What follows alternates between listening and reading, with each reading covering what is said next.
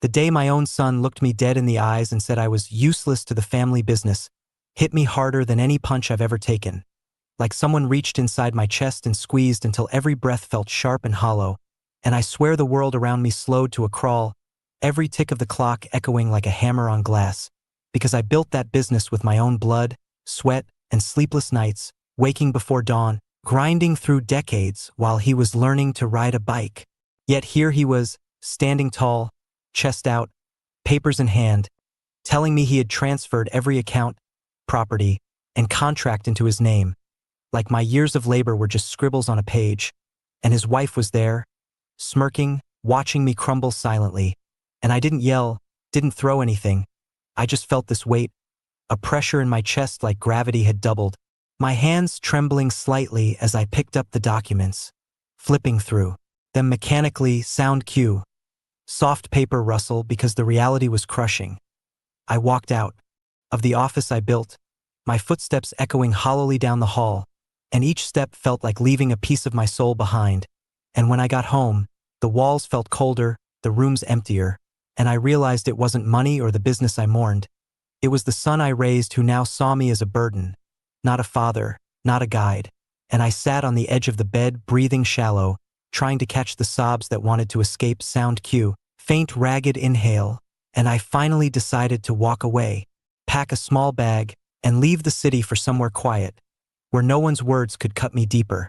And I drove until the lights faded and the world became a stretch of asphalt and night, until I arrived at the cabin my late wife loved, the place that smelled of pine and old memories, where I could remember who I was before the business and the constant grind took over, and I leaned against the wall, sliding down slowly as the weight of betrayal sank in, closing my eyes and letting the silence envelop me. Sound cue. Deep, slow exhale, feeling years of tension unravel, and the next morning, I brewed coffee, stepped outside, letting the cool air touch my face, and in that quiet, I spoke to the viewers who might be watching this story unfold. Where are you watching from? Hit that subscribe button and ring the bell so you don't miss what comes next, and tell me, which topic do you want the next story to be about? And as I paused, letting the words hang in the air, I felt a strange flicker of hope. Maybe walking away wasn't surrender but a reset. And for the next 3 days, I cooked simple meals, walked through the forest, breathed air that wasn't filled with deadlines or demands. Sound cue. Soft wind rustle, letting the calm sink into my bones, reflecting on the son I raised and how I may have built wealth but failed to build wisdom and gratitude in him. Until on the third day, I powered on my phone and was immediately bombarded with frantic calls, texts, and voicemails, all from the same people who called me useless, their panic so raw it made my chest tighten, and I realized that whatever they had taken from me, whatever pride they had stripped away, now they were drowning in the consequences of their own actions, and I felt no joy in it, only the heavy, sober knowledge that my presence was the one thing they couldn't replace, the one thing that held the balance of everything they had destroyed. And as I grabbed my keys to head back into the chaos they created, my heart heavy yet resolute, I knew that the next steps, the decisions I made in those coming hours, would not just fix the mess but teach them a lesson they would never forget, because sometimes the people you love the most are the same ones who forget the value of what you've given them, and it's only when it's nearly lost that they realize the truth. Sound cue. Low, rising tension hum as the scene fades to the road ahead, and that's where part 1 ends, the calm before the storm, the beginning of the reckoning. When I finally listened to the first voicemail, my son's voice was unrecognizable, shaky, fractured, like the weight of everything he had done was pressing down on him. Sound cue. Low, trembling hum, and as his words spilled out, half choked, half panicked, I could feel my heartbeat slow, heavy, every beat like a drum marking disaster. Dad, please call me. I messed up. I didn't mean for any of this. Just come back. And then another message came through, this time cracking mid-sentence, desperation dripping from every syllable, and the third wasn't even him, but his wife, the same woman who weeks ago had smirked at me, now begging, "Sir, please, come help, everything's falling apart." And hearing her fear made something twist inside me. Not satisfaction, not revenge, only this cold, deep sorrow that stretched from my chest to the tips of my fingers. because I had walked away for peace, not to watch them crash. Yet now I knew their crash could destroy everything I had built for decades. I sat in the cabin, with the phone pressed to my ear, staring at the worn wooden floor, imagining the chaos that must be unfolding back at the office, hearing the panic in every message, the fear that they couldn't fix it alone, and a strange sense of duty flared inside me. Sound cue. Subtle rising tension, the kind that makes your stomach tighten, and I realized that even when they tried to erase me, to act as though I were useless, the truth was simple. Experience and leadership can't be stolen. It can't be faked, and without it, disaster becomes inevitable. I got up, my knees cracking softly. Sound cue. Faint creak, and walked outside to breathe the last bit of calm before diving headfirst into the storm, the forest air fading as I started the drive back into the city, where the streets, usually familiar, now felt foreign, hostile, as if mocking my absence, and the closer I got, the more the pressure built in my chest, tightening like a vice with every mile, until the traffic, lights, the honking cars, even the pedestrians seemed amplified, a symphony of chaos awaiting me.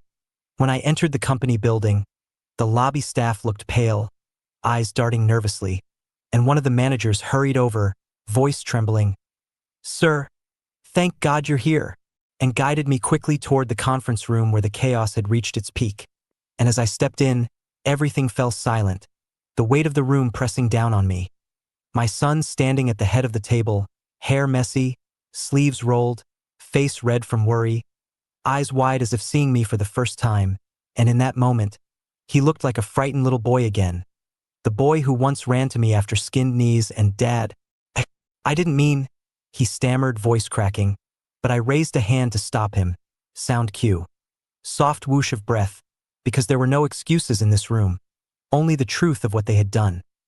Papers were scattered, contracts half-signed, bank notices glaring in bright red, employees pacing like the floor was lava, and one manager pointed urgently. "We're losing clients, projects collapsing, accounts frozen, too major. Lines of credit flagged," and each word landed like a hammer, a reminder that the empire they tried to take from me was crumbling under their own hands. I walked through the chaos, son following like a shadow, guilt radiating off him heavy, almost suffocating, and he whispered, "Dad, I thought I could handle it. I wanted to prove I was ready. I didn't mean to ruin everything."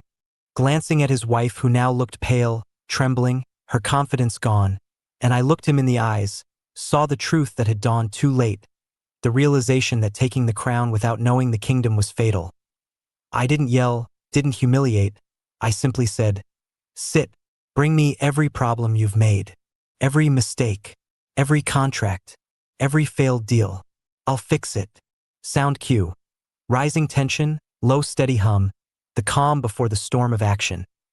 They scrambled, papers piled high, errors stacked in front of me like a mountain, and I rolled up my sleeves, sat in the chair they once pushed me out of, and as I surveyed the mess, I whispered to myself, deep inside, this is only the beginning, because the road to fixing what they destroyed would be long, exhausting, and humbling for all involved, and from that moment, I knew the game had changed. They had wanted to prove me useless. Now they would learn just how irreplaceable experience, patience, and wisdom really were. Sound cue. Subtle bass rumble as the scene fades to the flurry of activity beginning in the office, the start of the reckoning that they couldn't avoid. The office was a war zone, papers scattered like confetti after a hurricane, phones ringing off the hook, employees pacing as if the walls themselves were closing in. And I stood in the middle of it all, calm but sharp. Sound cue. Deep, steady hum of tension, because I knew the chaos wasn't just numbers or contracts. It was fear, it was inexperience, it was pride crashing headfirst into reality. My son hovered nearby, shoulders slumped, eyes wide and guilty, glancing at every mistake he'd made, and I could almost hear the whispers of doubt and regret running through his mind, each one heavier than the last. And as I began to take command, my voice low but firm, "First, stop panicking. Focus. One thing at a time." Sound cue. Soft, commanding exhale, the kind that cuts through noise. I felt the office settle slightly, like the calm after the first wave of a storm, and I started assigning tasks, redirecting clients' concerns, calling in favors I'd built over decades. Phone pressed to my ear as I negotiated deadlines, payments, contracts, while my son tried to follow along, fumbling, frustrated, embarrassed, and I didn't correct him harshly. I let him stumble so he could feel the weight of responsibility, so he could see what it meant to step into shoes bigger than his ego allowed, because the lesson wasn't punishment, it was humility. Hours passed, sound cue. Ticking clock overlay, each tick a reminder of time lost, and slowly, very slowly, the mountain of errors began to shrink. The clients who were about to leave reconsidered. The bank lifted some of the freezes, and my son's hands shook as he finally admitted, "Dad, I didn't understand how much went into this. I thought I could just take it over." I didn't answer at first, just let him feel the emptiness of his words, the bitter taste of realization. Then finally, my voice broke through. "You don't take over what you don't respect, son. You can't just claim ownership, you have to earn it." Sound cue, firm, resonant tone, and I could see it hit him like a physical blow, his chest tightening, eyes stinging. The employees started following my directions without hesitation now, relief washing over their faces, because they knew who had the experience, who could steer the ship through the storm. And my son, standing off to the side, watched every move, learning not from lectures but from observation. The kind of education that sticks because it's soaked in consequence and reality. And then a particularly urgent call came from a client whose deal had nearly collapsed, their voice trembling over the phone, and I handled it with patience, explanation, reassurance, while my son scribbled notes furiously, trying to keep up. And I noticed for the first time how small he looked compared to the weight of responsibility he had wanted to claim. And the day dragged on, long hours of correcting mistakes, rebuilding trust, restoring order. Sound cue, steady, rhythmic heartbeat underlying the narration, like the pulse of recovery. And by late afternoon, I could see a shift. Not a complete turnaround, but a spark of understanding in my son's eyes. The recognition that leadership wasn't just a title. It was work. It was sacrifice. It was sleepless nights. It was knowing the consequences before they hit. And he swallowed hard, voice quiet. "I understand now, Dad. I didn't know." And I nodded, letting him feel the weight of that understanding, the bitter taste of humility he needed to grasp, because forgiveness alone wouldn't teach him, only experience would. The office slowly regained rhythm, papers organized, clients reassured, projects back on track, and through it all, my son shadowed me, hands fidgeting, trying to absorb every instruction, every subtle move, and I noticed his wife watching too, tension leaving her body, fear replacing arrogance, realizing that the power she thought she had was meaningless without wisdom and experience guiding it. And as the sun began to dip outside the tall windows, casting long shadows across the room, sound cue, low, fading hum of daylight, I leaned against the conference table, looking at the chaos we'd begun to tame, and quietly said, "You wanted to prove I was useless, but now you see that experience can't be stolen. It can't be replaced, and it doesn't matter how fast you run if you don't know where you're going." And my son's shoulders sagged, a mixture of relief and remorse washing over him, and I knew the lesson was sinking in, slowly but surely, the reckoning they had to endure to truly understand what it meant to lead, to respect, and to carry the weight of the family they thought they could inherit in an afternoon. And as I looked around the office, seeing faces soften, tension fade, mistakes corrected, I felt that familiar deep, steady satisfaction. Not pride, not revenge, just the knowledge that in 3 days, I had transformed panic into understanding, chaos into structure, and my son had finally begun to learn that nothing of value comes without effort, sacrifice, and respect. Sound cue, soft exhale, the calm after the storm, and in that moment, I realized the next steps would be critical, the lessons ongoing, and the true test of his character had only just begun. The night after the office had finally calmed, I sat in my old chair at home, the one I had used for decades to plan, negotiate, and dream. Sound cue, soft creak of leather, faint rustle of papers from unfinished notes, and I thought about the past 3 days, how quickly pride and arrogance can turn into panic and desperation, how easily a man can underestimate what he didn't build himself, and I realized that walking away had been the only way to let them truly face the consequences of their actions. Because nothing teaches a lesson faster than absence. Nothing humbles faster than realizing the foundation you tried to ignore is crumbling without guidance. My son sat quietly across from me, the tension in his shoulders gone but replaced with a new, raw awareness, and his wife hovered near the doorway, still hesitant, still trying to reconcile the arrogance she had held with the fear she now felt. And as I sipped my coffee, I could see the weight of responsibility settling on their faces like a storm cloud, and I didn't speak right away. Let them sit with it. Sound cue. Deep, slow inhale, echoing the tension in the quiet room, until finally my son broke it, voice low and hesitant. "Dad, I never realized how much you handled, all the little things that keep the company alive. Thought taking over would be easy." And I nodded slightly, letting him feel the truth of his own ignorance, the lesson coming not from scolding but from experience. For the next hours, I walked him through the processes he had overlooked, from contracts to payroll, from client relations to legal compliance, each step highlighting mistakes, each correction a demonstration of the unseen work that had sustained our family for decades. And his eyes widened with every revelation. Sound cue. Soft clicks of papers, pen scribbling, the rhythm of learning, while his wife listened, her earlier smugness replaced by admiration and fear, realizing that everything she had taken for granted required wisdom she didn't possess. And outside, the wind rustled the trees, leaves whispering like ghosts of the past, reminding me of the years I had poured into this life, the sacrifices, the sleepless nights, the personal losses I had endured so my family could thrive.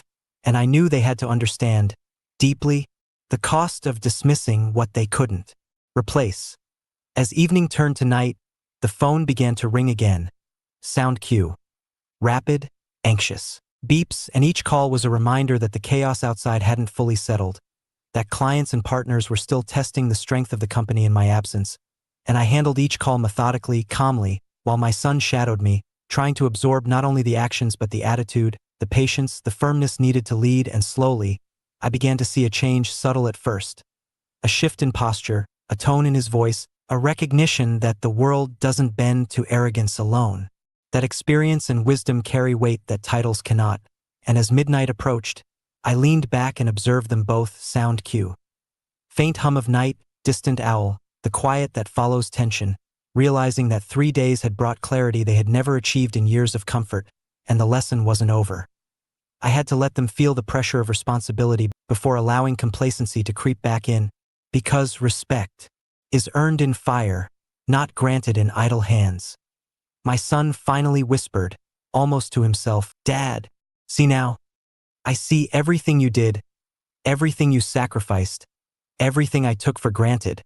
And the words hung in the room, heavy, charged, as if the weight of his realization could be measured like an invisible scale. And I nodded again, letting the silence reinforce the magnitude of the lesson, letting them feel both the relief and the gravity of survival. And as I watched him process, I felt a cautious pride. Not in them yet, but in the fact that they were beginning to understand, beginning to absorb that leadership is not ownership, and that absence, consequences, and humility are the hardest teachers of all. Outside, the night pressed in softly, the cabin quiet but alive with the echoes of lessons learned.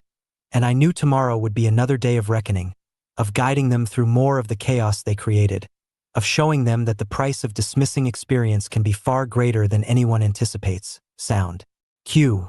Soft rustle of leaves, distant creek trickle, the calm before another test.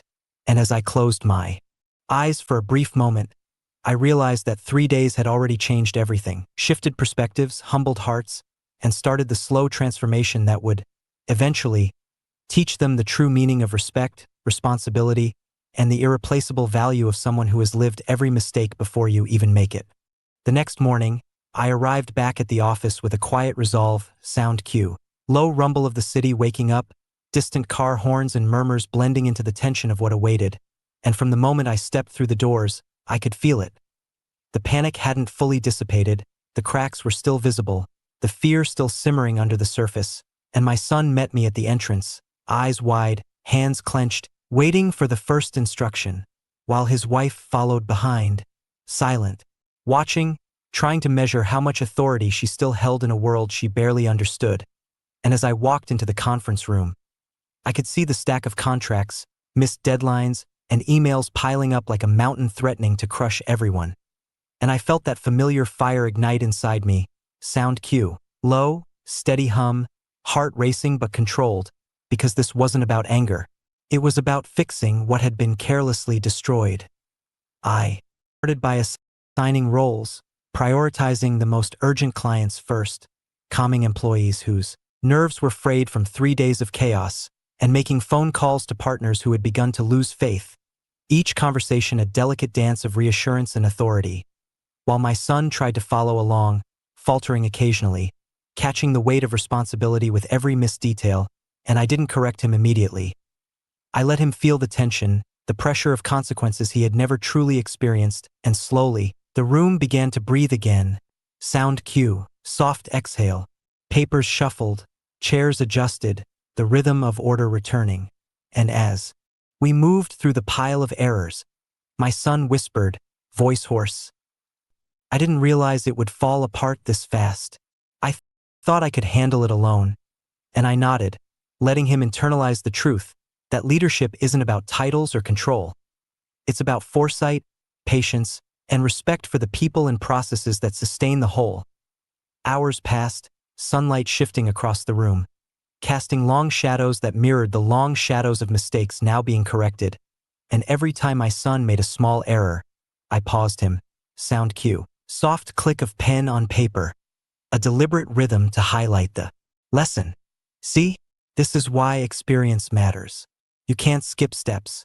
You can't assume things will hold.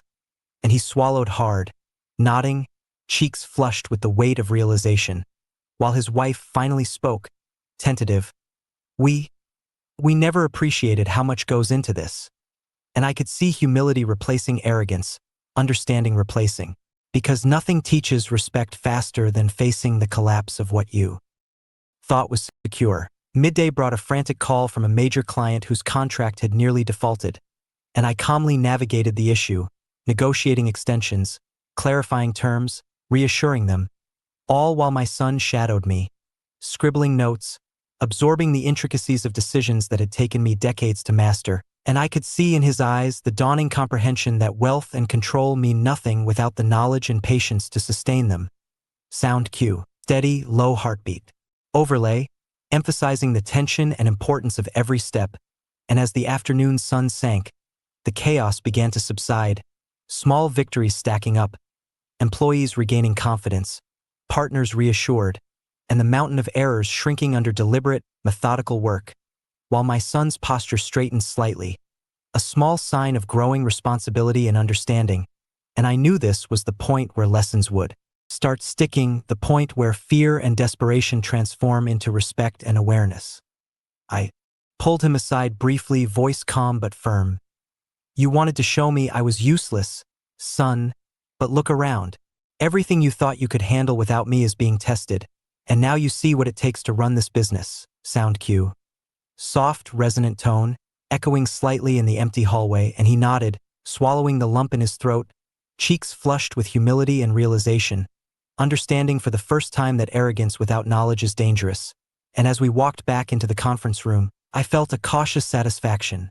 Not pride, not triumph, only the calm recognition that the process of rebuilding trust and competence had begun, that they were beginning to understand that experience cannot be stolen, that mistakes leave scars, and that respect for those who've carried the weight for decades is not optional but essential.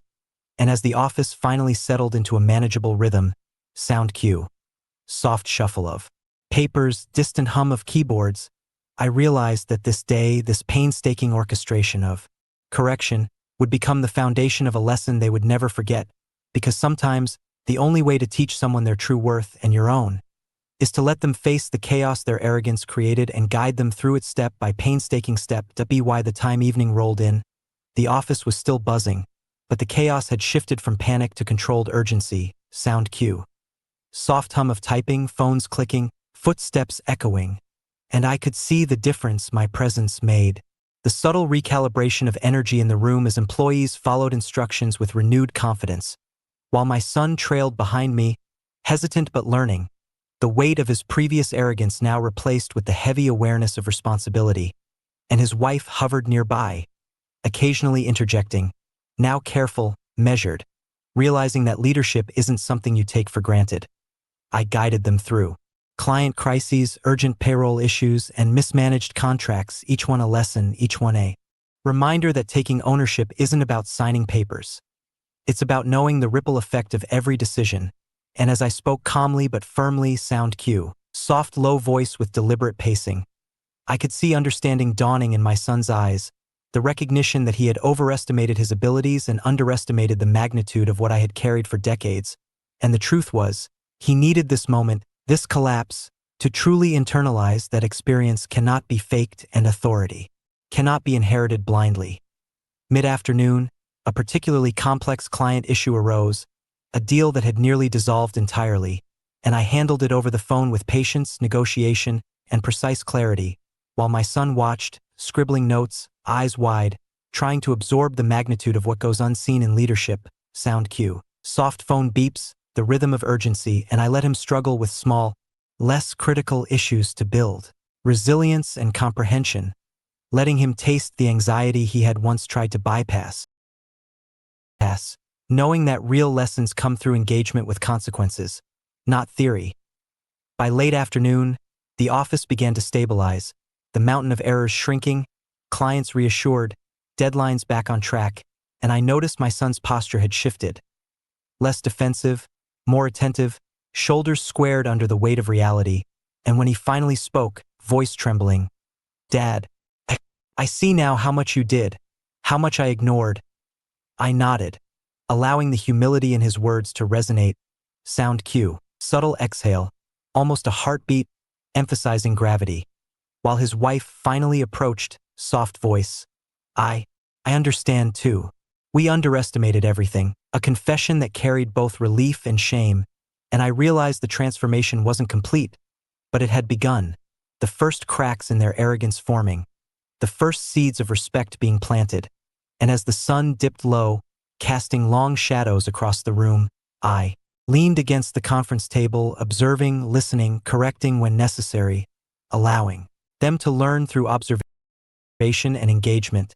Sound cue, quiet rustle of papers, distant footsteps, the rhythm of steady work, and I could feel the subtle shift, fear turning into comprehension, panic into determination, ignorance into humility. As night approached, I took a moment to walk through the office alone, checking details, seeing where improvements were still needed, knowing that the real test would come tomorrow, when their mistakes might resurface in new ways, and my son followed, silently absorbing the routine, witnessing discipline, structure, and careful decision-making, learning what can't be taught in lectures alone. And finally, I pulled him aside, voice low but firm.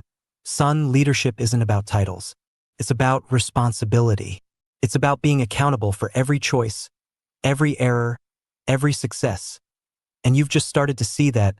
Sound cue, soft, resonant tone, emphasizing weight of words, and he nodded, swallowing hard, cheeks flushed, the lesson taking root in ways that pride or excuses could never undo.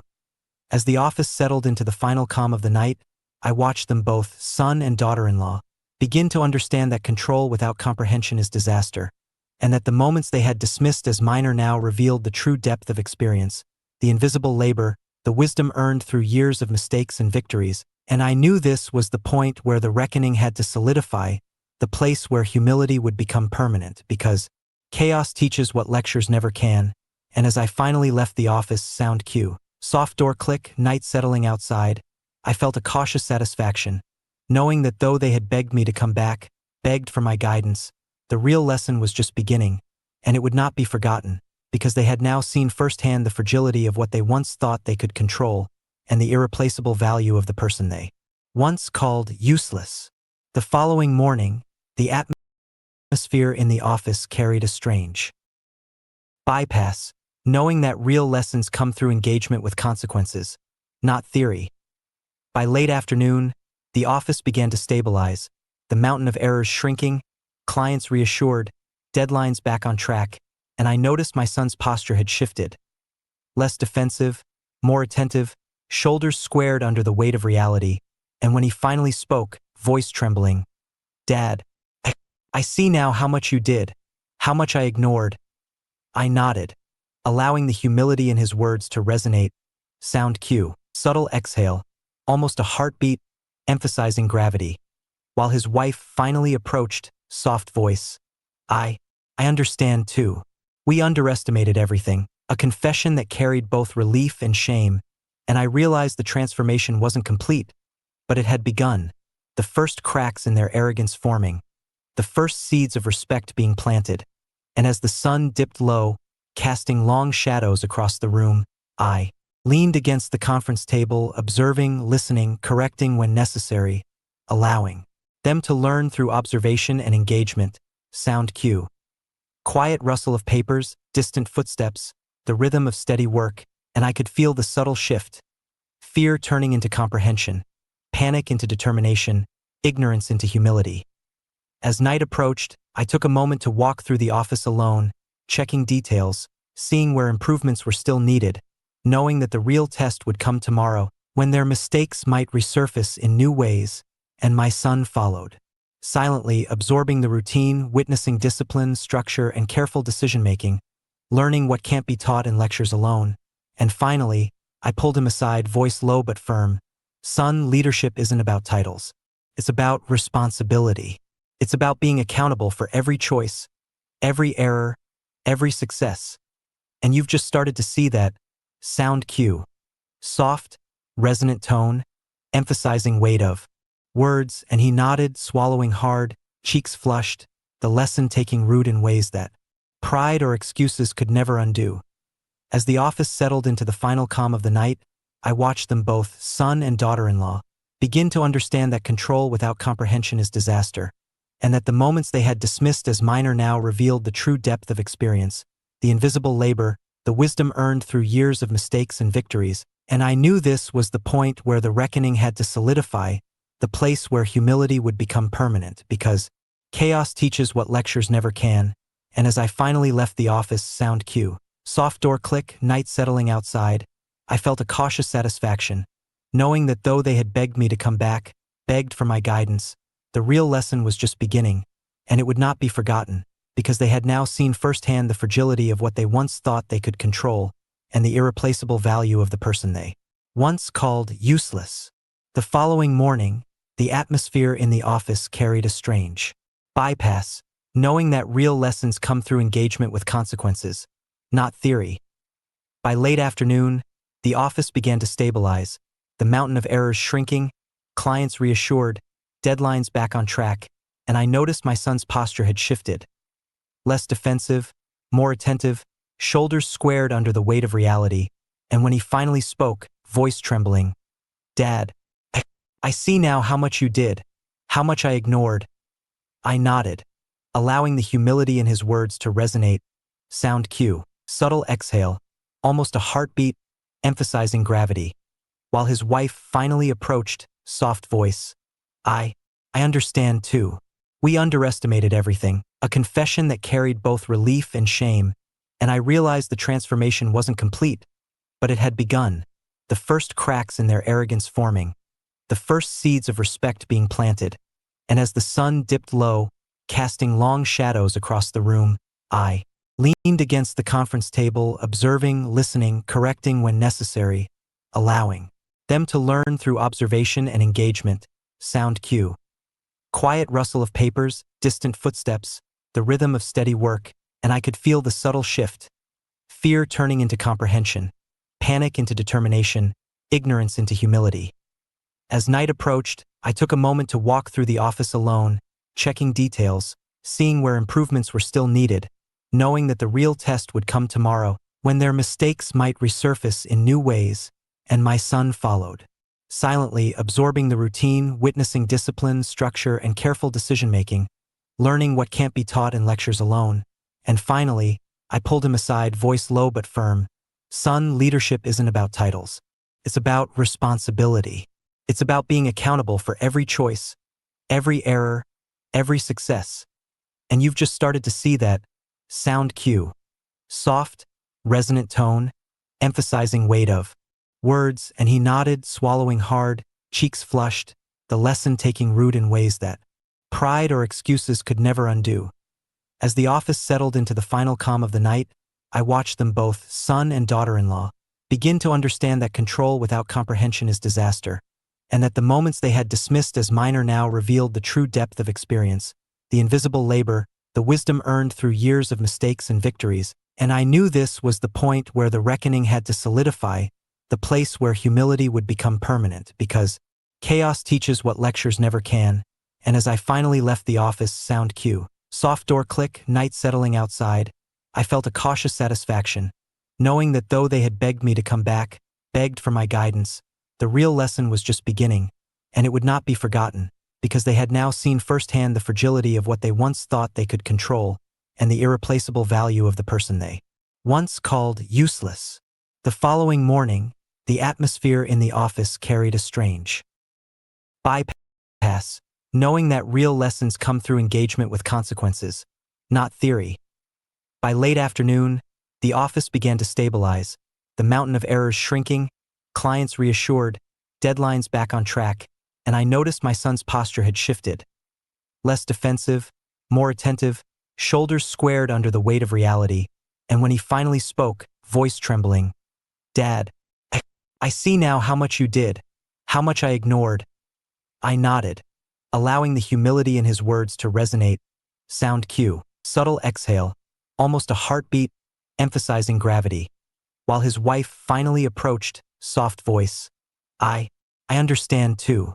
We underestimated everything, a confession that carried both relief and shame, and I realized the transformation wasn't complete, but it had begun, the first cracks in their arrogance forming, the first seeds of respect being planted, and as the sun dipped low, casting long shadows across the room, I leaned against the conference table, observing, listening, correcting when necessary, allowing them to learn through observation and engagement. Sound cue. Quiet rustle of papers, distant footsteps, the rhythm of steady work, and I could feel the subtle shift. Fear turning into comprehension, panic into determination, ignorance into humility. As night approached, I took a moment to walk through the office alone, checking details, seeing where improvements were still needed, knowing that the real test would come tomorrow, when their mistakes might resurface in new ways, and my son followed.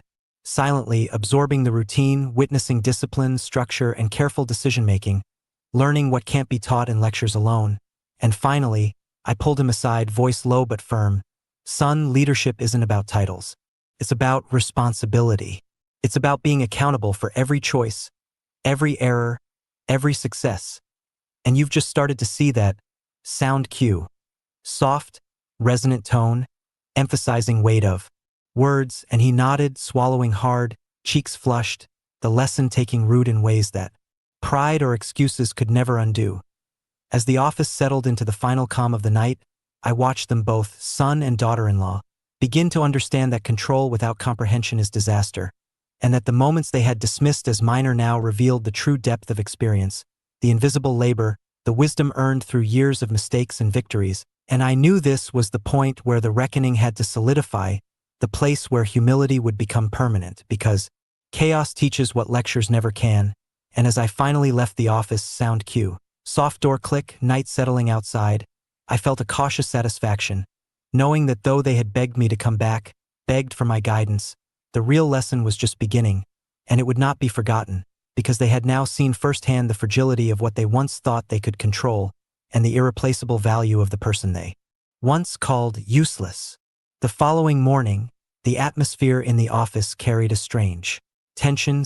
Sound cue, soft low hum of typing and murmurs, the kind that signals both hope and the remnants of panic, and I could feel every eye on me, my son trailing behind, hands clenched, trying to anticipate my next move, while his wife lingered near the doorway, cautious, aware that authority wasn't something she could claim, not without understanding the weight it demanded. And as I walked through the corridors, observing every desk, every employee, every stack of files, I realized just how fragile the structure they had tried to take for granted really was, how easily arrogance can crumble what decades of effort built. And I knew my presence was the only stabilizing force between ruin and recovery. Sound cue. Low heartbeat rhythm underscoring the tension, echoing the seriousness of the lesson. I called a meeting with my son and his wife, and in the conference room, papers and laptops spread before us, I could see the anxiety still lurking. In his eyes, the residue of the panic from the previous days, and I didn't start with criticism. I began with calm clarity. Look around. Every mistake, every misstep, every panic call you made could have destroyed everything. Do you understand that? And he swallowed hard, voice tight. Yes, Dad, I see it now. I really do. And I nodded, letting him feel the gravity of his own ignorance, the sting of humility, because true respect comes from understanding consequences, not from fear or obedience. We spent the next hours going through client files, legal documents, payroll, everything sound cue. Papers rustling, pens scratching, phones softly buzzing in the background, and my son followed each instruction, initially hesitant, faltering at small details, learning to pay attention to nuances he once ignored, while his wife absorbed the process silently, realizing that the power she thought she held was nothing without knowledge and patience. And I guided them patiently, correcting mistakes, asking questions, pushing them to think one step ahead, to anticipate problems before they appeared, to understand that leadership is about preparation, foresight, and responsibility, not mere ownership. As the day wore on, I could see the transformation subtly unfolding. The once defiant posture of my son now bent with focus and absorption, eyes tracing every movement, scribbling notes, internalizing lessons, sound cue. Soft, rhythmic tapping of keys and pens, the heartbeat of learning, while his wife finally approached me quietly, whispering. I underestimated everything. I didn't realize what it takes. And I simply nodded, allowing her to feel the humility of acknowledgement, the weight of oversight, because acknowledgement is the first step toward genuine change. Mid-afternoon brought an urgent call from a client whose project had been nearly derailed, and I handled it methodically, calmly, while my son shadowed me, listening, absorbing tone, method, decision-making, realizing for the first time that mistakes aren't abstract, they have real consequences, and each decision carries weight beyond what titles or ambition can provide. By late afternoon, the office began to regain a rhythm, chaos transforming into controlled urgency. Employees reassured, clients placated, mistakes corrected, and my son's gaze followed every interaction. The weight of accountability settling in, cheeks flushed with the realization of what he had risked, and when I finally leaned back against the conference table, sound cue. Soft exhale, quiet hum of the office. I could feel a subtle shift in the room, a new understanding, beginning to take root, because he now recognized that experience cannot be rushed, that wisdom earned over decades is not optional, and that the arrogance that once fueled his actions had almost destroyed everything he now depended on. As evening fell, sunlight casting long shadows across the room, I pulled him aside one last time, voice low but firm. Son, you begged me to come back. Now you see the fragility of what you dismissed, the importance of patience, responsibility, and respect. Remember this moment. Don't let it slip. Sound cue. Resonant, calm tone emphasizing weight, and he nodded, swallowing hard, a mixture of humility, fear, and newfound determination washing over him. And I knew that the lesson would last because it wasn't taught with anger. It was felt through consequence, observation, and correction. And as I left the office that night, sound cue. Soft door click, night settling over the city, I realized the real work had only just begun. The transformation of arrogance into understanding, panic into responsibility, ignorance into humility, and that the people who once called me useless were now beginning to grasp the irreplaceable value of someone who had lived the consequences, carried the weight, and guided them through the storm they created, a lesson that would echo far longer than any title or possession could, and one they would never forget. The next morning, I arrived at the office with the quiet determination of someone who had seen the storm and survived. Sound cue, soft hum of city life outside, distant car engines, footsteps echoing in the lobby, and immediately, I could feel the tension still lingering in the air. Subtle but palpable, the employees watching, my son trailing behind me, every movement deliberate, every glance a measure of whether he could finally internalize what he had almost destroyed, while his wife followed cautiously, aware now that respect and understanding are earned, not assumed. And as I walked past the familiar desks, stacks of paperwork, and blinking phones, I could sense the invisible weight of responsibility settling back onto my shoulders. But this time it wasn't resentment. It was control, the calm before the final lessons would be learned, and I began by reviewing every client account, sound cue.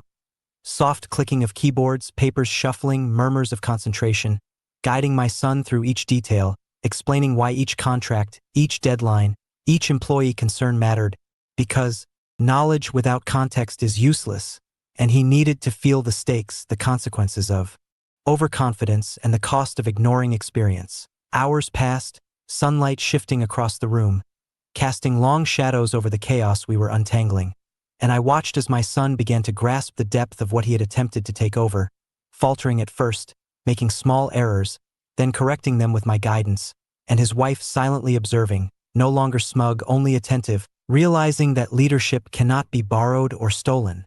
It must be earned through comprehension and responsibility. Sound cue. Soft, low pulse of office machinery, the rhythm of controlled chaos, and when a particularly urgent client issue arose, one that could have ruined a long-term partnership, I took the call with calm authority, while my son shadowed me, absorbing tone, timing, phrasing, and subtle decision-making, the kind of intangible skills that cannot be taught in books, and as I guided him through the resolution, explaining every choice and consequence, I could see him slowly internalizing the magnitude of the role he had sought to claim without understanding.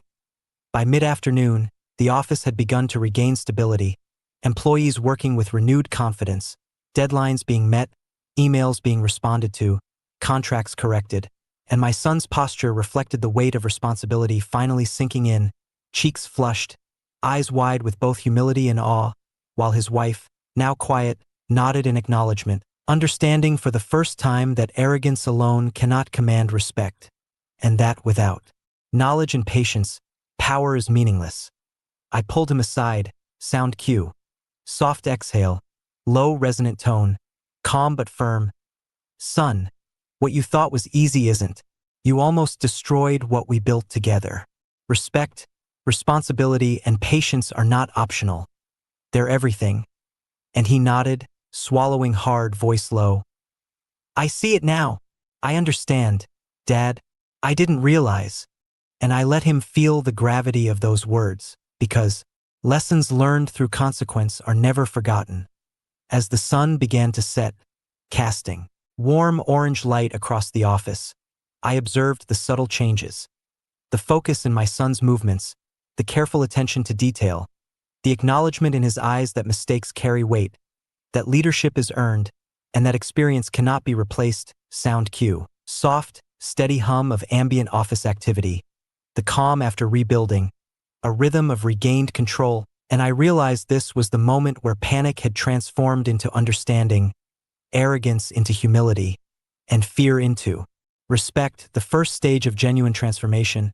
And as I left the office that evening, the door clicking softly behind me, I felt the satisfaction of someone who had not only saved a business from collapse but had begun the painstaking work of reshaping the people who almost destroyed it.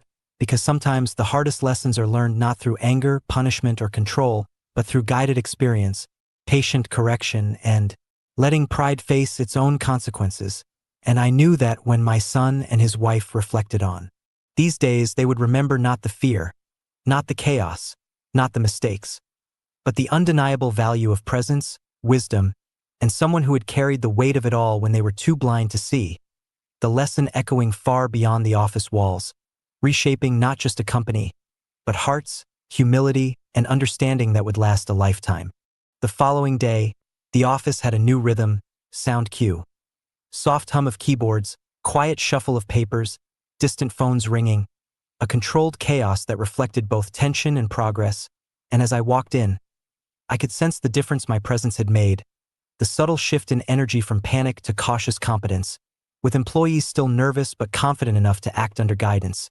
My son trailing behind, eyes wide, hands slightly shaking, absorbing every interaction, every instruction, while his wife observed quietly, her earlier arrogance replaced by attentive caution.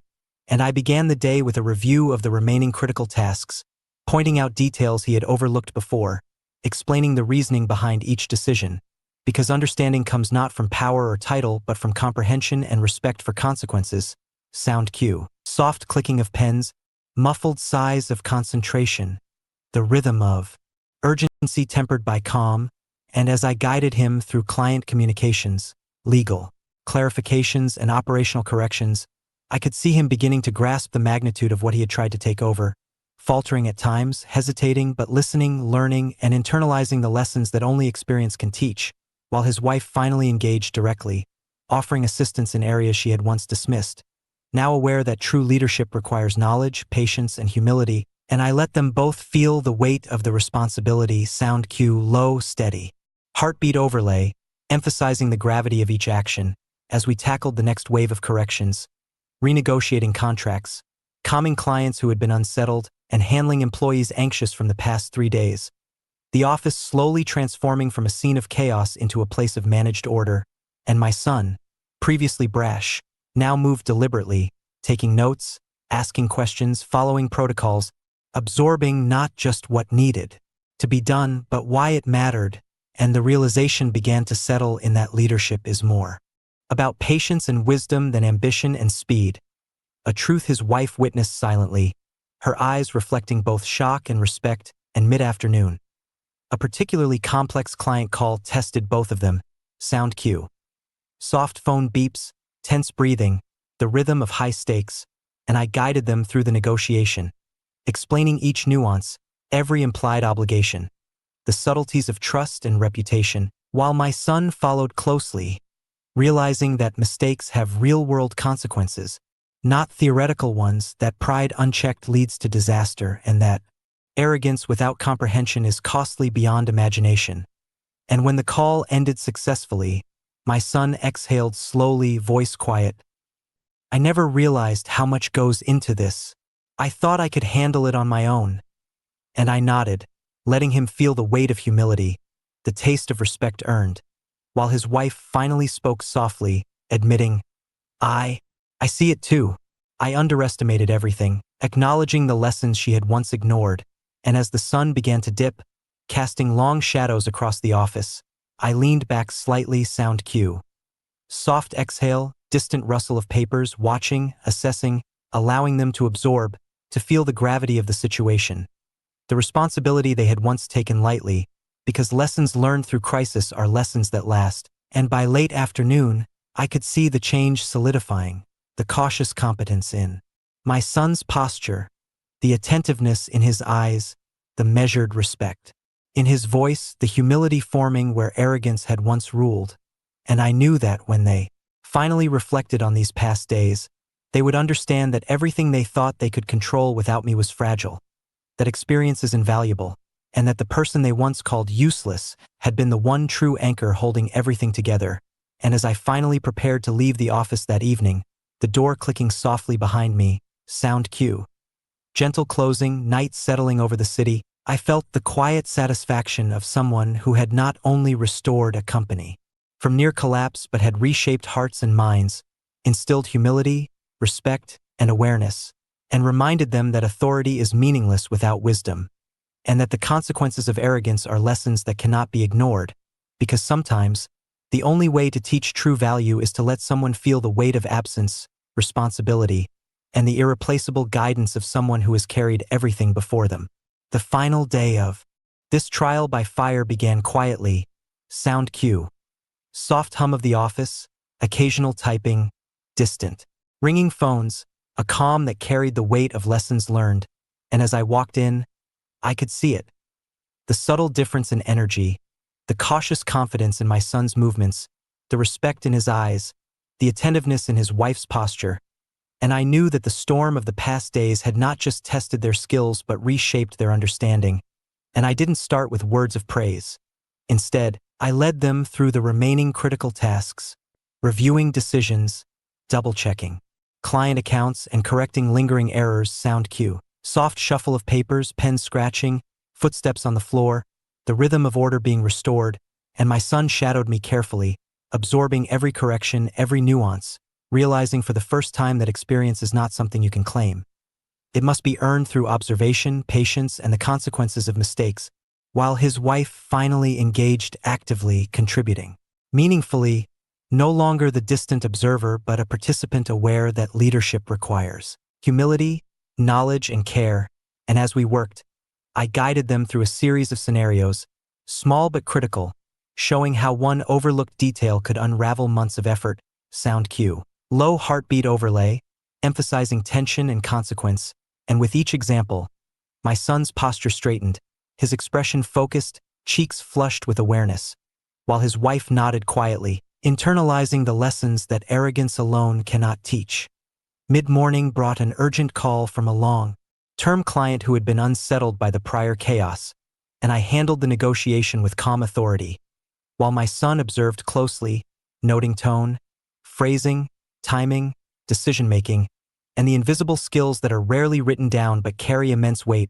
Sound cue. Soft phone beeps, calm yet tense breathing, the rhythm of high stakes, and when the call ended successfully, my son whispered, almost to himself, "I understand now. I see how much it takes, how easily it falls apart without guidance." And I allowed him to feel the full weight of humility, the acknowledgement that he had once thought he could command everything without learning, without patience, without respect. And as the day continued, we completed the remaining corrections, stabilized accounts, reassured employees, and restored client confidence. The office now moving in a rhythm of controlled order. Sound cue. Gentle exhale, papers shuffled, quiet murmurs, keyboards tapping, the heartbeat of recovery. And I could see the transformation fully taking shape, the arrogance replaced by attentiveness, fear replaced by awareness, ignorance replaced by respect, understanding, and caution, and finally, as the sun dipped low and cast long shadows across the desks, I pulled my son aside, voice calm but firm, resonant, deliberate. "Son, you called me useless. You thought you could take everything and run it without me. You begged me to come back. Now, after feeling the weight of consequences, you understand that titles mean nothing without knowledge, that arrogance can destroy everything, and that experience is not optional. It is priceless. Do you remember this day?" And he swallowed hard, eyes wet, voice trembling. "Yes, Dad. I will never forget. I understand now. I see what it truly takes. I'm sorry for everything." And I nodded, letting the silence carry the weight of the lesson, while his wife, standing beside him, quietly said, I understand too. I will never forget." And I knew that their transformation was not just about business. It was about character, humility, respect, and awareness. Sound cue. Soft exhale, heartbeat slowing, calm settling over the office. The storm finally passed. As I walked out of the building for the last time that evening, the door clicking softly behind me, night settling over the city, I felt a mixture of relief and quiet satisfaction, knowing that I had not only restored a company from near collapse but had imparted lessons they would carry for the rest of their lives. And as the stars emerged above, I reflected that sometimes the people we give everything to, the ones we think see us as useless, are the ones who need to lose it all, if only briefly, to understand our true worth. And I realized that the scars from betrayal remain, but the wisdom shared, the humility earned, and the respect rebuilt are far more lasting. Sound cue. Soft night wind, calm exhale, a sense of closure and finality, because in the end, the lesson is clear. Authority without experience is fragile, arrogance invites disaster, and guidance, patience, and the willingness to learn are priceless. And for the first time in days, I walked into the night knowing that the people who once called me useless had finally learned what it truly means to value someone who has carried the weight of everything. A lesson they would never, ever forget.